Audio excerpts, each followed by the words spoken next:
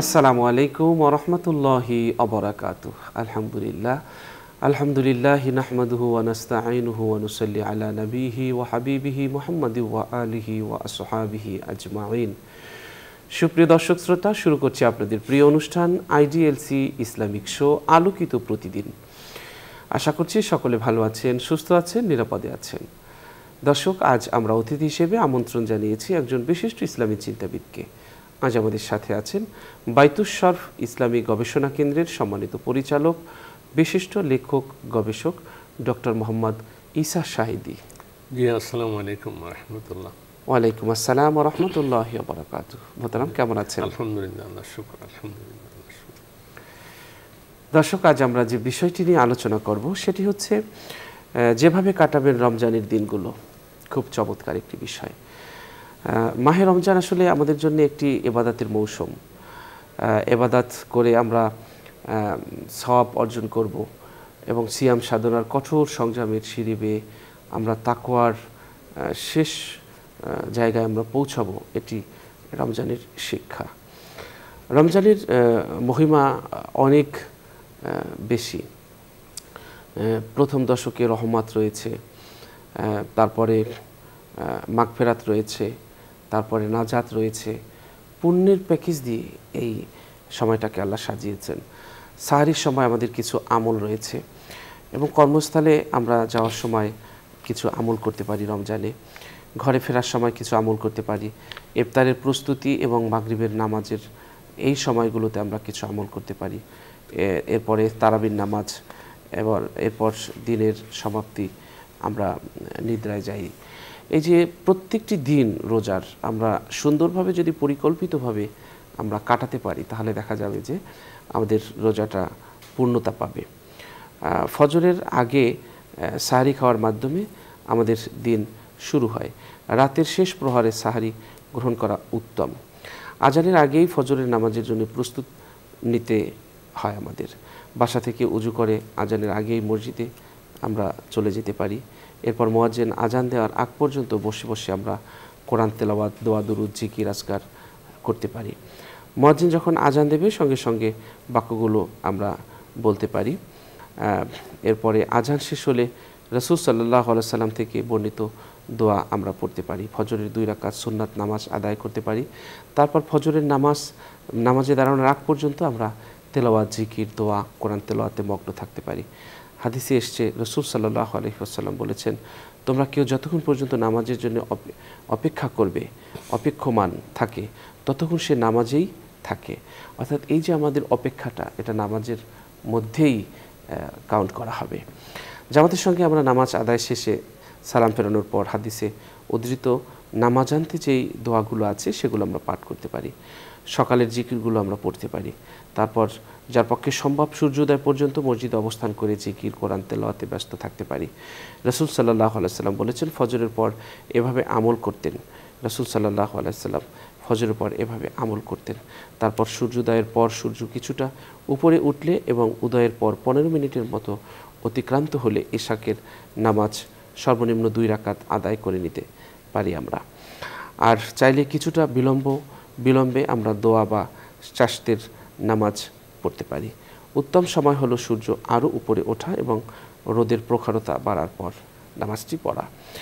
এরপর আমরা কর্মস্থলে যখন যাব তখন আমরা যে কাজকর্ম করব, এই সময় আমাদের কিছু আমল রয়েছে। কর্মস্থলে যাওয়ার আগে কিছু সময় আমরা ঘুমাতে চাই, তাহলে আমরা ঘুমাতে পারি। তারপরে রিজিক অন্বেষণের জন্য আমরা ছুটে চলবো আমরা। এরপর যাতে করে ঘুমের মাধ্যমেও সব আমরা পেতে পারি, সেই রকমের আমরা আমল করে ঘুমাবো। শরীয়তে যেসব কথা এবং কাজকে ঘুমের আদব হিসেবে নির্ধারণ করেছে সেগুলো আমরা যথাযথভাবে পালন করব। নিজ কর্মস্থলে যাব। এরপর জোহরের নামাজের ওয়াক্ত কাছাকাছি এলেই আমরা আজানের পরপরই মসজিদে পৌঁছাবো ইনশাআল্লাহ। নামাজের জন্য আগে থেকেই প্রস্তুত থাকব। মসজিদে পৌঁছে ফজরের নামাজের আগে মানে পৌঁছে ফরজ নামাজের আগে জোহরের 4 রাকাত সুন্নাত নামাজ আমরা আদায় করে নিতে পারি। কোরআন তেলাওয়াতে মনোনিবেশ করতে পারি। যতক্ষণ পর্যন্ত জামাত শুরু না হয় ততক্ষণ পর্যন্ত আমরা ফরজ নামাজের জামাত শুরু না হয় ততক্ষণ পর্যন্ত আমরা তেলাওয়াত করতে পারি, এরপরে আমরা দোয়া দুরূদ পড়তে পারি। জোহরের 2 রাকাত সুন্নাত নামাজ আদায় করব। নামাজ আদায় শেষে পর আমরা তারপরে আমাদের বাকি যে কাজ আছে আমরা সেই কাজে ফিরে যাব।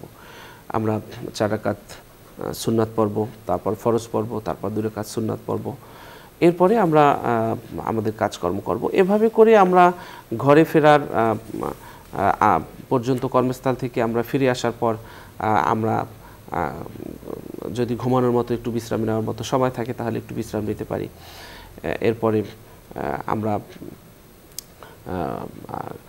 তারাবির নামাজের জন্য আমরা তারাবির নামাজ পড়ব। তারাবির নামাজের সময় আমরা পুরো কোরআনটা আমরা শুনবো, তেলাওয়াতটা। এরপরে তারাবির নামাজের পর আমরা তাড়াতাড়ি শুয়ে পড়তে পারি। এরপরে আমরা সাহারির সময় উঠে আমরা কিছু তাহাজ্জুদের নামাজ আমরা আদায় করতে পারি। তো আমরা চলুন পর্যায়ক্রমে আমরা বাকি আলোচনা মোহতারামের কাছ থেকে আমরা শুনব যে কিভাবে আমরা রমজানের প্রতিটি দিন কাটাতে পারি। জি মোহতারাম। জি, ধন্যবাদ। আপনি তো অনেক বিষয়গুলোই এখানে বলেছেন। প্রথম আমাদের খেয়াল করতে হবে রমজানে ফায়দা হাসিলের জন্য রমজানের রোজা শুধু পানাহার ত্যাগ করা, যৌন সংসর্গ ত্যাগ করার নাম নয়, বরং সেটা নিয়তের সাথে হতে হবে। মানে সওয়াবের নিয়ত, আমি আল্লাহর ওয়াস্তে রোজা রাখতেছি, আল্লাহর হুকুম পালনের উদ্দেশ্যে রোজা রাখতেছি, এই নিয়ত। তো নিয়তটা কি? নিয়তটা হলো সংকল্প যে আমি এই কাজটা করবো, এটা। এবং তার মনের মধ্যে নিয়ত মানে হলো একটা চেতনা জাগ্রত হওয়া। স্কুলে একটা ছাত্র পড়তেছে, স্কুলে অনেক দামি স্কুল এবং অনেক ভালো স্কুলের মধ্যে ভর্তি করাইছে, অনেক টাকা বেতন।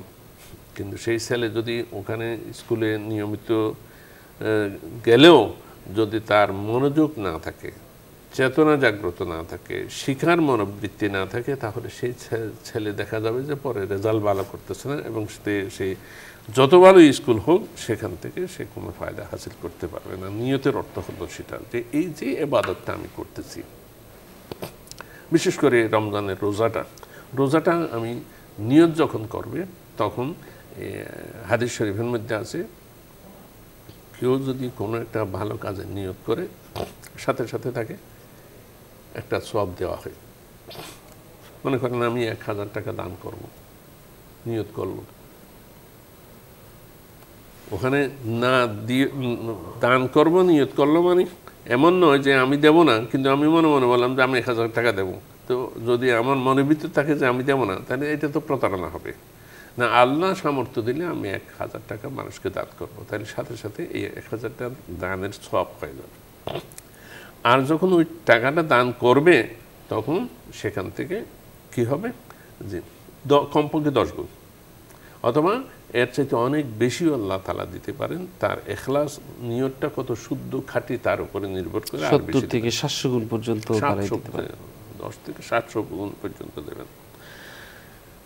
আর একটা উম্মতে মুহাম্মদের জন্য আল্লাহ রসুলের সম্মানার্থে আল্লাহ তাআলা আরেকটা বিধান দিয়েছেন যে উম্মতে মুহাম্মদের কোনো মানুষ যদি কোনো একটা খারাপ কাজ করার চিন্তা করে, সংকল্প এখনো করে নাই যে পারলে ওর একটা থাপ্পড় দিয়ে দেব, অথবা পারলে ওর কিছু টাকা আমি মেরে দেব, এখনো মারবো বলে অবশ্যই মারবো সিদ্ধান্ত নেয় না, তাইলে ওই পর্যন্ত আল্লাহর ফেরেশতাদেরকে বলেন যে না, তুমি এখন লেখো না, এই কাজটা না করা পর্যন্ত তুমি লেখো না। যদি কাজটা করে ফেলে তাহলে এক গুণ মানে গুনাহ লেখা হবে। ভালো কাজের জন্যও পুরস্কার হলো 10 গুণ, আর খারাপ কাজের জন্য পুরস্কার হলো 1 গুণ। যে আমি ওদিকে যাচ্ছি না, এখন কথা হলো যে নিয়তটা হলো মূল জিনিস। এই যে সারাদিন আমার দিনটা কিভাবে চলবে, এটা অনেকটা নিয়তের উপরে নির্ভর করে। আমি যদি ভালোভাবে আমার দিনটা, আমার রোজাটা পালন করার জন্য দিনে আমি যদি নিয়ত করি, এই নিয়তের জন্য এই যে দোয়াগুলো আছে, সকাল সন্ধ্যার দোয়াগুলো আছে, সবগুলোই নিয়তের মধ্যে সামিল। আল্লাহ আমার সকালটাকে সুন্দর করো, আমার দুপুরটাকে আসবাহনা ওয়া আসবাহাল মুলকু লিল্লাহ আলহামদুলিল্লাহ ওয়াল কিবরিয়া ওয়াল আজমাতু লিল্লাহ আল্লাহুম্মা জাআল আউওয়ালা হাযান নাহারি সালাহা ওয়া আওসাতুহু নাজাহা ওয়া আখিরুহু ফালাহা। দোয়া, সকালবেলার দোয়া, আল্লাহ এই দিনের শুরুর ভাগটা আমার জন্য সালাহ কল্যাণ ভরে দাও, ওয়া আওসাতুহু নাজাহা এবং সাফল্য দান করুন মাঝখানে, ওয়া আখিরুহু ফালাহা এবং সাফল্যে ভরপুর করে দাও আমার শেষ দিনের শেষ ইয়াটা। এটা হুজুর আকরাম সাল্লাল্লাহু আলাইহি ওয়াসাল্লাম এই দোয়াটা শিখিয়েছেন। তো অনুরূপভাবে আমরা যাতে রোজার থেকে আমরা কিছু হাসিল করতে পারি সেই নিয়তটা হলো বড় জিনিস। শুধু আমি রোজা রাখার নিয়ত করলাম সেটা না, মানে আমি আল্লাহর কাছ থেকে এই রোজার যে আল্লাহ তাআলা নিয়ামত দিয়েছেন, সুযোগ দিয়েছেন, এটা একটা ভরপুর মৌসুম দিয়েছেন। মৌসুম কি, যে বর্ষাকালে যদি ধান রোপণ করে চাষাবাদ করে ফলন ভালো হয়, এবং শীতকালে যদি সবজি করে তাহলে ফলন ভালো হয়। এরকমই আল্লাহ তাআলা একটা মৌসুম দিয়েছেন যেখানে নেকামল করলে কমপক্ষে 70 গুণ, অন্য সময় হলে 10 গুণ, কমপক্ষে 70 গুণ সেখানে। হাদিস শরীফে আছে না যে রমজান মাসে যে কেউ যদি কোনো একটা সৎ কাজ করে তাহলে অন্য সময় ফরজ কাজ করার সওয়াব, যে সওয়াব সেই সমান সওয়াব পাবে। আর যদি রমজানে যদি কেউ একটা ফরজ ইবাদত, ফরজ কাজ, আমল করে তাহলে অন্য সময়ে সেই কাজটা 70 বার করার সমান সওয়াব দেওয়া হবে। সুবহানাল্লাহ। এটা রমজানের এই মৌসুমের মানে সুফল। এই সৌভাগ্য, এই নিয়ামত আল্লাহ পাক সুবহানাহু ওয়া তাআলা আমাদেরকে দিয়েছেন। সেই শুকরিয়া অনুযায়ী আমি যদি নিয়ত করে ফেলি, যেমন মনে করেন শবে কদর আল্লাহ তাআলা লুকায়িত রেখেছেন এই রমজানের মধ্যে। শবে কদর এটা কার কপালে জুটে?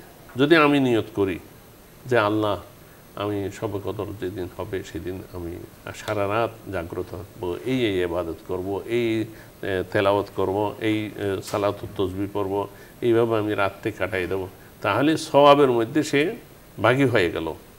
কিন্তু যখন শবে কদরটা পেয়ে যাবে তখন এটা কত গুণ যে এটার সওয়াব হবে। শবে কদরের এক রাতে তো ইবাদতের সওয়াব 1000 মাস,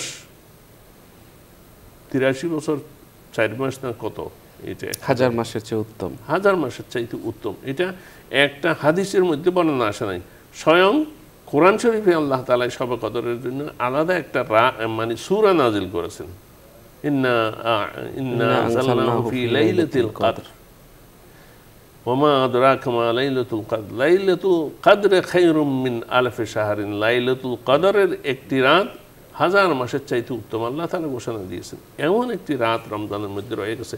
আমরা অবহেলায়, আমি রোজা রাখতেছি কেন, অবহেলা কেন থাকবো? আমি অন্তত নিয়ত করতে পারি আল্লাহ তাআলা যাতে আমাকে সৌভাগ্য দেয়, আমার কপালে হয়তো জুটতেও পারি। সেইভাবে মানে নিয়তটা শুদ্ধ প্রথম। এই যে দৈনিক আমি গুরুত্ব দিচ্ছি এটা, যে আপনি যে কথাগুলো বলেছেন এগুলো গড্ডালিকা প্রবাহে সবাই করতেছে না, এটা হলো যে আমার নিয়ত যদি ভালো থাকে তাহলে একটা স্কুলের, কলেজ, ইউনিভার্সিটির ছাত্র যার একটা ভীষণ ভবিষ্যতের চিন্তা চেতনাটা জাগ্রত, সে ততখানি সফল হতে পারে। তো এই রমজানেরও আল্লাহ তাআলা যে সুযোগটা দিয়েছেন এগুলোকে নিয়ত সহকারে, এবং নিয়ত বলতে জাগ্রত চেতনা, মনের মধ্যে জাগ্রত চেতনা নিয়ে এটাকে আমরা কাজে লাগাতে পারি।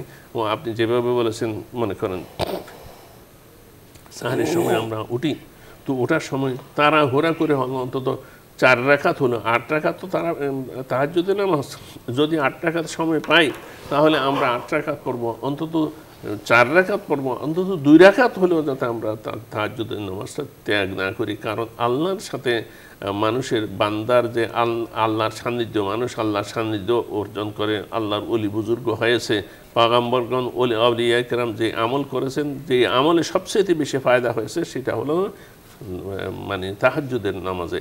এটার একটা অভ্যাস যদি আমরা গড়ে তুলতে পারি তাহলে ওই আল্লাহ চাহেন তো অন্য সময়ে আমরা তাহাজ্জুদের নামাজ পড়ার জন্য আল্লাহ তাআলা আমাদের মধ্যে সেই মানে যোগ্যতা দান করতে পারেন। আর তাহাজ্জুদের সময় হলো আল্লাহর কাছে দোয়া করার সবচাইতে মুখ্যম অন্যান্য সারা দিন মানুষ আল্লাহকে ডাকে, আল্লাহ আমার কথা শোনো, কিন্তু একটা সময় আছে যেটাতে আল্লাহ মানুষকে ডাকে। হাল মিন মুস্তাগফিরিন ফাগফির লাহু, যে এই আহ্বানটা আসে আল্লাহর পক্ষ থেকে, আমার কাছে ক্ষমা চাওয়ার কেউ কি আসো, আমি ক্ষমা করে দিতাম। রিজিক চাওয়ার কেউ কি আসো, আমি রিজিক দান করতাম। কেউ কোনো মুবতালা, কোনো বিপদগ্রস্ত আসো কি, আমি বিপদ থেকে মুক্ত করে দিতাম। এই যে আহ্বানটা আসমান থেকে, আকাশ থেকে, আল্লাহর পক্ষ থেকে আসে, হাদিস শরীফে যেটার বর্ণনা আছে, সেটা হলো শেষ রাতে এবং যখন সাহারির সময় আমরা উঠি। আর সাহারিটা অনেকে অবহেলা করে সাহারির প্রতি। আর সাহারিটা তো এটা তো আল্লাহর জিয়াফত। আপনি সব দিক দিয়ে চিন্তা করে দেখেন, দুনিয়ার অন্য কোথাও আছে সারা দিনের রাতের প্রথম দিকে খায় নাই, ঘুমাইছে, বলছে যে ওঠো খাও, না এই ঘুমের মধ্যে থাকবো, আমি ফজরের পরে খাবো। মানে এই সংস্কৃতি যে শেষ রাতে উঠে খানা খাওয়ার সংস্কৃতিটা একমাত্র রমজানে আছে এবং মুসলমানদের মধ্যে আছে। কেন? এবং দেখা যাচ্ছে রাত্রেও খাইছি, আবার শেষ রাতেও খাইতে পারি, ভালো করে খাই। কেন খায়, কীভাবে খাইতে পারে? এটা তো মেহমানদারিতে তো আল্লাহর পক্ষ থেকে। এই জিয়াফতটা হলো সাহারির জিয়াফতটা হতো আল্লাহর, মানে হুজুর আকরাম সাল্লাল্লাহু আলাইহি ওয়াসাল্লাম বলেছেন সাহারির মধ্যে বরকত রয়েছে তোমাদের জন্য। তো এই সাহারিও যাতে আমরা গ্রহণ করি এবং গ্রহণ করবো যে এই উপলব্ধি দিয়ে যে এই মেহমানদারিটা তো আল্লাহর পক্ষ থেকে। অন্যান্য আনালি তো দুনিয়ার কোনো সংস্কৃতিতে, কোনো দেশে, কোনো জাতির মধ্যে এটা নাই যে শেষ রাতে উঠে খানা খাওয়ার কোনো রেওয়াজ নাই। তো কিন্তু রমজানে কেন আছে? এটা আল্লাহ ডাকে, আল্লাহ ডাকে যখন ডাকলাম, আল্লাহ বলে যে উঠছো, তোমরা একটু কিছু খাইয়ে নাও, আমার জন্য রোজা রাখবে, তা খাইয়ে নাও। আল্লাহর আহ্বানে, আল্লাহর মেহমানদারিতে আমরা খাইতেছি, এটাকে নিয়ামত মনে করা। আপনি ফজরের নামাজের জন্য বলছেন, এখন তো 10 মিনিট পরে সাহারির সময় যেখানে শেষ হয়েছে, তার 10 মিনিট পরে জামাত হয়ে যায়। তো সাহারি খেয়েই কিন্তু মসজিদে না গেলে জায়গা পাওয়া যায় না। আমি প্রায় সময় দেখি যে একটু 2-3 মিনিট দেরি করলেও মসজিদ ভর্তি হয়ে যায়, বাইরে মানে ভালো জায়গা বসার জন্য পাওয়া যায় না। এবং আরেকটা কথা হলো, যেটা আমাদের দেশে নিয়ত করে আমাদের মহিলারা, আমরা সবাই, সেটা হলো যে কমপক্ষে 1 খতম কোরআন শরীফ আমরা কোরআন শরীফ তেলাওয়াত করব। কেউ বলে যে কোরআন শরীফ শুধু তেলাওয়াত না, আমরা তর্জমা সহকারে অন্তত কয়েক পারা, এত পারা আমরা তর্জমা সহকারে প্রত্যেক সবসময় তো আমরা পড়ি, তর্জমা সহকারে পড়ব। এবং আরেকটা হলো, জানি না আমাদের সময় কতখানি অনুমতি দেয়, আরেকটা হলো যে তারাবি নামাজ যাতে অবহেলা না করে, তাদের সুযোগ আছে। তারাবি নামাজটাও হলো মানে আল্লাহর পক্ষ থেকে আয়োজন। একটা মনে করেন একটা স্কুলের কোনো ফাংশন হচ্ছে, অথবা কোনো একটা কোম্পানির একটা অনুষ্ঠান হচ্ছে, অনুষ্ঠানের মধ্যে মূল পর্ব কী থাকে? একটা হলো সাংস্কৃতিক অনুষ্ঠান, আর একটা হলো যে উদ্বোধনী অনুষ্ঠান, যেখানে বক্তৃতা দেয়। এগুলো হলো মূল পর্ব। এই রমজানের যে আয়োজনটা আল্লাহ তাআলা করেছেন, এই রমজানের মূল আনুষ্ঠানিকতা কোথায়? আপনি চিন্তা করে দেখেন, জোহরের নামাজ অন্য সময় তো আছে, আসরের নামাজ অন্য সময় আছে। এখানে আনুষ্ঠানিকতা বলতে 3টা। একটা হলো সাহারি, অন্য সময় নেই, রমজানে আছে। ইফতার, অন্য সময় নেই, ইফতার। আর হলো সবচেয়ে বড় অনুষ্ঠান হলো তারাবি। এই তারাবি নামাজের মাধ্যমে আল্লাহ পাক সুবহানাহু ওয়া তাআলা যে নিয়ামত মুসলমানদেরকে দিয়েছে, অন্যান্য ধর্মের মধ্যে আমি বইতে পড়ছিলাম যে বিশ্বনবী অনেক আগে বিশ্বনবীতে গোলাম মুস্তাফা যেটা এনেছেন, যে হিন্দু ধর্মে যদি বেদের বাণী, যদি তাদের নমশূদ্র যারা আছে, মানে নিচু জাতের যারা আছে, ওগুলো সম্পর্কে আমার বেশি আইডিয়া নাই, ওরা যদি শুনে তাহলে তাদের কান মানে সীসা দিয়ে, গলিত সীসা দিয়ে তাদের কান করে, বধির করে। তো এরকম বিধান নাকি আছে। এবং এই বেদের বাণী যদি তারা শুনে, তার মানে এক নিকৃষ্ট একটা নরকের মধ্যে তাদের যেতে হবে। অর্থাৎ এই যে ধর্মগ্রন্থের যে বাণী, অন্য ধর্মগ্রন্থের মধ্যে, বিশেষ করে হিন্দু ধর্মের মধ্যে সবার জন্য সেটা শোনা, পড়া, বোঝার সেই সুযোগ নেই এবং সেটা বৈধও নয়। তাছাড়া মনে করেন খ্রিস্টান, ইহুদিরা আছে, তারপর হিন্দুরা আছে, পারসিকরা আছে, ওদের ধর্মগ্রন্থ কোথায়? ওদের যে ধর্মগ্রন্থ ত্রিপিটক তো কোনো ঈশ্বরের বাণী না। কারণ এই বৌদ্ধরা, ওরা তো আল্লাহর অস্তিত্বে বিশ্বাস করে না। এই বৌদ্ধ ধর্মের কনসেপ্ট সেটা নয়। আচ্ছা, এখন বেদ এটাও কি ঈশ্বরের বাণী? ঈশ্বরের বাণী নয়। তাদের যে মনি ঋষি যারা আছে, তাদের কথা বলে, দেবদেবীদের, এটাও তো ঈশ্বরের বাণী নয় তাদের ভাষায় আর কি। যার আছে ঈশ্বরের বাণী বা আল্লাহর বাণী বলতে আসমানি গ্রন্থ হিসাবে তৌরাত ইনজিল। এই তৌরাত ইনজিলই তো অরিজিনাল অবস্থায় নেই। এরপর আমরা শ্রদ্ধা করি কোরআন শরীফের মধ্যে তৌরাত ইনজিল আল্লাহর পক্ষ থেকে বনী ইসরাইলের কাছে এসেছিল এটাকে শ্রদ্ধা করি, কিন্তু তারা তো সেটা বিকৃত করে ফেলেছে। তৌরাত ইনজিলের আসল মূল ভার্সন তাদের কাছে নাই, সেটা হয়ে গেছে Bible, old testament, new testament. Old testament মানে ওই তৌরাত ওগুলো, জবুর এগুলো, আর নিউ টেস্টামেন্ট হলো ইনজিল, হযরত ঈসা আলাইহিস সালামের কাছে যেটা হয়েছে। আর ওখানের মধ্যে আল্লাহর বাণী, মুসা আলাইহিস সালাম বা ঈসা আলাইহিস সালাম অন্যান্য পয়গম্বরের বাণী, এবং এই বর্ণনা যিনি করেছেন তার বাণী কথা মিশ্রিত হয়ে যখন হয়ে গেছে। একমাত্র মুসলমানদের সৌভাগ্য যে আল্লাহর বাণী কোরআন মজিদ আজকে ১৫০০ বছর পর্যন্ত হুবহু অক্ষরে অক্ষরে জ্যোতি চিহ্ন সহ বিন্দু বিসর্গ সহ অক্ষত রয়েছে। এবং এই বাণীটা শুধু অন্যান্য ধর্মের মধ্যে দেখবেন যারা পুরোহিত তারাই ধর্মচর্চা করে, সাধু সন্ত যারা আছে তারা বিয়ে শাদী করে না, এভাবে জীবনটা এভাবে সাধনার মধ্যে কাটাইলে। কিন্তু ইসলামের সৌন্দর্য হলো যে এখানে সংযম আছে, আবার সংসারও আছে। এবং এখানে শুধু একটা শ্রেণী মৌলানা, মোল্লা, পুরোহিত, পিসাম এরা ইবাদত করবে, অন্যরা করবে না, সেটাও না। এখানে সবাই সম্মিলিতভাবে ইবাদত করে আল্লাহর সামনে দাঁড়ায়, আল্লাহর কোরআন পড়ে এবং শোনে। এই যে সৌভাগ্য এবং একটা উৎসব রমজানে। আমার ভাইয়েরা যারা শুনতেছে, আমি অনুরোধ করব কেউ যাতে এই তারাবির যে কোরআন তেলাওয়াত শোনার যে সৌভাগ্য নিয়ামত আল্লাহ তাআলা দিয়েছেন, যত কিছুর হোক, এইটা যাতে বঞ্চিত না হয়। এবং এই রমজানের প্রত্যেকটি দিনই আমরা আমাদের নামাজগুলোকে জামাতের সাথে পড়ার চেষ্টা করব। চমৎকার বলছিলেন। দর্শক, আমরা আসরের নামাজ জামাতের সঙ্গে আদায় করব, মানে দিনের কাজ, অফিসের কাজ সেরে আমরা বাসায় আসব। যদি মনে করি যে একটু বিশ্রাম নিলে আসরের নামাজ ছুটে যাওয়ার সম্ভাবনা আছে, তাহলে আমরা ঘুমাবো না বিকালে।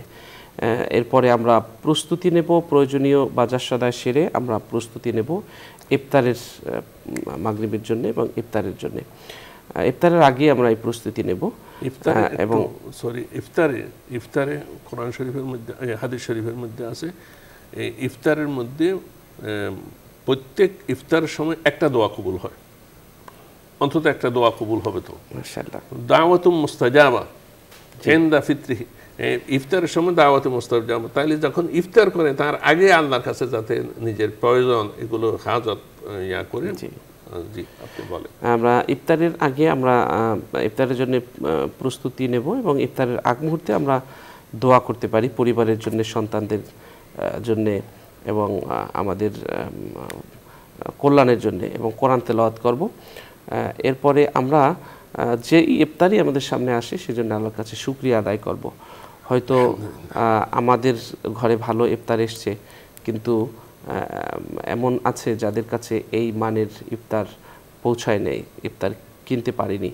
এজন্যই তাদের জন্য আমরা শুকরিয়া আদায় করব এবং তাদের জন্য আমরা দোয়া করব যেন আল্লাহ সবাইকে এই রোজাটা সুন্দরভাবে পালন করার তৌফিক দান করেন। ইফতার করেই আমরা মাগরিবের নামাজ আদায় করার জন্য মসজিদে চলে যাব। এরপরে মাগরিবের ফরজ আদায় করার পর মাগরিবের 2 রাকাত সুন্নাত নামাজ আদায় করব। তারপর বাসায় ফিরে প্রয়োজন মাফিক খাদ্য গ্রহণ করব, অতিরিক্ত খাবার আমরা খাবো না। নবী করিম সাল্লাল্লাহু আলাইহি ওয়াসাল্লাম বলেছেন, বনি আদম পেটের চেয়ে নিকৃষ্ট, বনি আদম পেটের চেয়ে নিকৃষ্ট কোনো পাত্রকে ভর্তি করেনি, তার জন্য এতটুকু খাওয়াই যথেষ্ট যতটুকু তার পিঠকে সোজা রাখবে। সুনান তিরমিজি শরীফের হাদিস। এরপর আমরা তারাবির নামাজের জন্য আমরা মসজিদে যাব। এশার আগ পর্যন্ত আমরা সময়কে আমরা পরিবারের কল্যাণের জন্য আমরা ব্যয় করব এবং নবীদের কাহিনী পড়তে পারি। এই সময়টায় প্রয়োজনীয় হুকুম হাকামের বই আমরা পড়তে পারি, বৈধ আলাপ আলোচনা করতে পারি যেগুলোতে কল্যাণ রয়েছে। এরপরে আমরা তারাবির নামাজের জন্য যাব, প্রস্তুতি নেব। আমরা তারাবির নামাজ, এশা নামাজ পড়ব, তারাবির নামাজ পড়ব ইমামের পিছনে। এরপরে আমরা দিনের সমাপ্তিটা করব। দিনের সমাপ্তি তারাবির নামাজের পর অবিলম্বে আমরা ঘুমিয়ে যাব। রাতের শেষে আমরা জেগে আমরা সাহারি খাওয়ার আগে আমরা চেষ্টা করব তাহাজ্জুদ নামাজ আদায় করার। আর আমরা এই মাসে আমরা ইতিকাফ করার চেষ্টা করব শেষ 10 দিন আল্লাহর সন্তুষ্টির জন্যে। এবং আমরা এই অশ্লীল কার্যকলাপ দেখা করা থেকে আমরা বিরত থাকব এবং অসার সময় যে আমরা অনলাইনে যে কাটাই, সেই সময় কাটানো থেকে আমরা বিরত থাকার চেষ্টা করব। পরিবারের সদস্যদের খোঁজ খবর নেব, পরিবারের সদস্যদেরকে দিনী পরিবেশে আনতে এবং ইসলামী পরিবেশের মধ্যে রাখতে তাদেরকে আমরা উত্তম নসিহা করব এবং আমাদের ছোট যারা আছে পরিবার সদস্য তাদেরকেও আমরা রোজা রাখতে উৎসাহিত করব এবং এই রোজার মাসে আমরা একটু যতটুকু বেশি আমল করতে পারি এটা একটি নফল করলে ফরজের সমান হবে এবং একটি ইবাদত করলে বহুগুণ সওয়াব আমরা বেশি পাবো। আল্লাহ তাআলার কাছে বেশি বেশি চাইবো, আমরা বেশি বেশি চোখের পানি ছাড়বো, বেশি বেশি নামাজ পড়বো, বেশি বেশি আমরা সেজদায় নত হব, ভালো কাজ করার ইচ্ছা পোষণ করব, ভালো কাজ করার নিয়ত করব, আল্লাহর কাছে ভালো কাজ করার তৌফিক কামনা করব এবং এই মাসে আমরা মনে করব যে গনিমত, প্রতিটি মুহূর্ত আমাদের জন্য কল্যাণকর, প্রত্যেকটি মুহূর্তই যেন আমরা ইবাদতে কাটাতে পারি সেই চেষ্টা করব। আল্লাহ তাআলা আমাদের সকলকে তৌফিক দান করুন। দর্শক, আমরা অনুষ্ঠানের শেষ প্রান্তে চলে এসেছি। আমরা আলোচনার শেষ প্রান্তে মুহতারামের শেষ মন্তব্য শুনে নেব। যে মুহতারাম, কিভাবে আমরা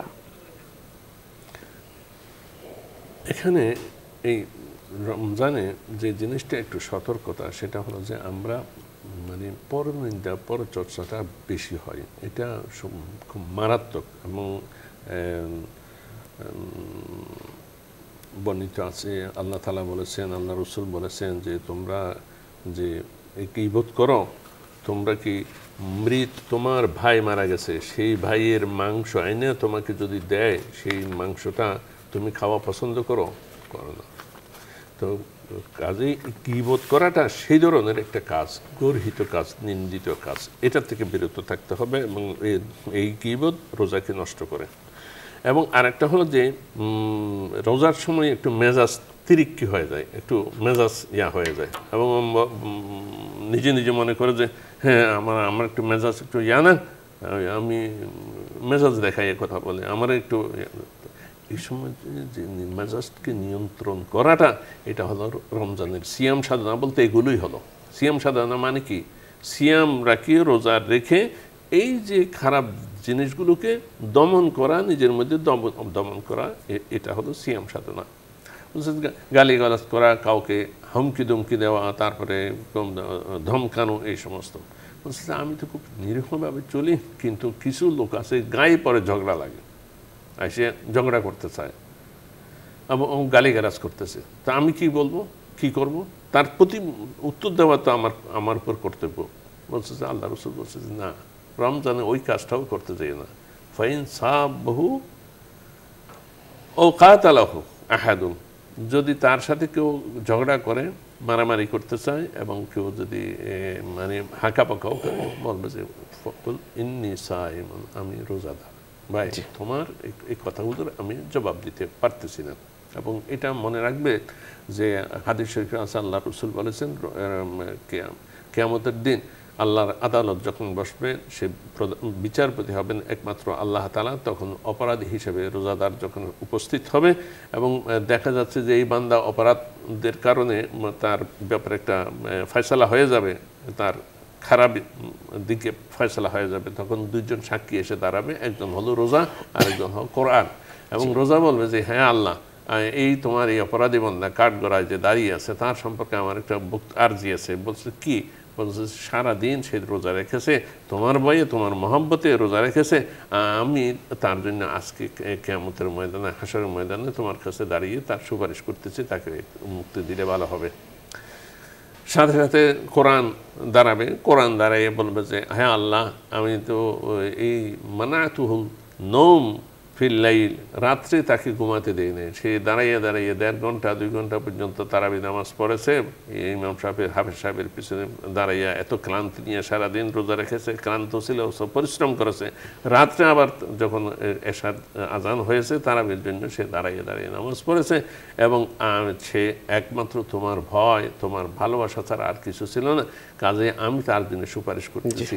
এবং আল্লাহ তাআলা হাদিস শরীফে এই সুসংবাদ আছে, ফায়ুশাফা, অনেক অনেক ধন্যবাদ মোহতারাম। দর্শক, আমরা অনুষ্ঠানের এই পর্যায়ে একটি মোনাজাত করব, আপনারাও চাইলে আমাদের সাথে মোনাজাতে শরীক হতে পারবেন। আল্লাহুম্মা সাল্লি আলা সাইয়্যিদিনা ওয়া নাবিয়িনা ওয়া শাফিইনা ওয়া হাবিবিনা মাওলানা মুহাম্মদ সাল্লাল্লাহু আলাইহি ওয়া আলা আলিহি ওয়া আসহাবিহি ওয়া বারাকা ওয়াসাল্লাম। আল্লাহুম্মা আমিন। ربنا ظلمنا أنفسنا وإن لم تغفر لنا وترحمنا لنكونن من الخاسرين. রব্বুল আলামিন আপনাকে স্মরণ করতে, আপনার প্রতি কৃতজ্ঞ হতে, আপনার জন্য আমাদের ইবাদতকে সুন্দর করতে আমাদেরকে আপনি সাহায্য করুন। আমিন রব্বুল আলামিন আমাদের বিরুদ্ধে আপনি কাউকে সাহায্য করিয়েন না। আমিন রব্বুল আলামিন আপনার দরজা ছাড়া আমাদের আর কোনো দরজা নেই। আপনি আমাদের মিনতিকে কবুল আর মঞ্জুর করুন। শয়তানের আনন্দ হলো আমরা যেন আপনার বিরুদ্ধচারণ করি, তার অনুসরণ করি। তাই আমরা আপনার কাছে ফিরে এসেছি রব্বুল আলামিন। আমরা শয়তানের কাছ থেকে মুখ ঘুরিয়ে আপনার দিকে মুখ ফিরিয়েছি। আপনি আমাদেরকে কখনো দুঃখ বেদনা কষ্ট যন্ত্রণা দিয়ে পরীক্ষা করিয়েন না রব্বুল আলামিন। নিজেদেরকে আমরা আপনার হাতে তুলে দিয়েছি, আপনি আমাদেরকে অভাব মুক্ত করে দিন আমিন রব্বুল আলামিন। আপনার দরবার থেকে আমাদের দোয়া ফিরিয়ে দিয়েন না। অসুস্থদেরকে আপনি দৈহিক সুস্থতা দান করুন রব্বুল আলামিন। এই পরিমাণ আমরা গুনাহ করেছি, যে এই পরিমাণ গুনাহ রব্বুল আলামিন হয়তো আর কেউ করেনি। আল্লাহ, আমাদের গুনার বোঝা অনেক ভারী হয়ে গেছে। আপনি আমাদের জিন্দেগির সমস্ত গুনাহ খাতা মাফ করে দিন। অতীত জীবনের সমস্ত গুনাহ খাতা আপনি মাফ করে দিন রব্বুল আলামিন। আপনি আমাদের কর্মকে আপনি ভালো কর্ম দিয়ে আমলনামা আমাদের পরিপূর্ণ করে দিন রব্বুল আলামিন। আপনার কাছে ফরিয়াদ করছি, অনেক বেশি গুনাহ করেছি, এই পরিমাণ গুনাহ করেছি রব্বুল আলামিন। কাঁদতে কাঁদতে যদি চোখের পাতা উল্টে যায় রব্বুল আলামিন, কণ্ঠস্বর যদি থেমে যায় রব্বুল আলামিন, দাঁড়িয়ে থাকতে থাকতে আপনার দরবারে পায়ে যদি ফোসকা পড়ে যায় রব্বুল আলামিন, চোখ যদি গর্ত থেকে বেরিয়ে আসে রব্বুল আলামিন, আপনার কাছে আপনাকে ক্ষমা চাইতে চাইতে যদি জিহ্বা বাকহীন হয়ে পড়ে, তখনও যদি আপনি মার্জনা না করে আল্লাহ ফিরিয়ে দেন, আমাদের কোনো কিছু করার শক্তি থাকবে না। আর যদি ক্ষমা করে দেন তাহলে প্রাপ্য অধিকার সূত্রে নয়, বরং তা হবে একান্ত দয়া, আপনার দয়ার কারণে রব্বুল আলামিন।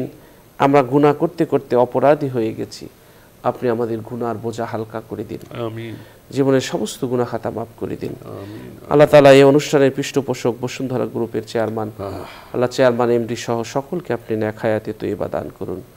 বসুন্ধরা গ্রুপকে কবুল করুন, বসুন্ধরা গ্রুপের সকল প্রতিষ্ঠানকে আপনি কবুল করুন।